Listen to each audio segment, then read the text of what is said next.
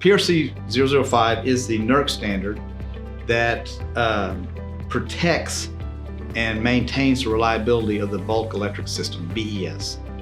And any generation operator or GOP that has a NERC registry is bound by PRC-5 to maintain their protective system, their sudden pressure relay, their automatic reclosing, and all their protective relays. And that kind of climbs down into the control circuitry, the batteries that maintain the DC control circuitry, communications, alarm paths, all your CTs, your current transformers and your potential transformers.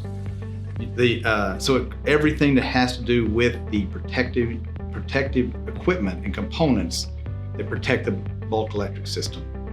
And this goes down to, it can be very complicated because all these components have different maintenance schedules. Batteries are as little as once a quarter, just an inspection, very physical location, physical condition of the battery, some fluid levels, things like that, up to 3 to 6 year, 1 year requirements on the batteries. Then you go all the way up to 12 years for some of the larger components.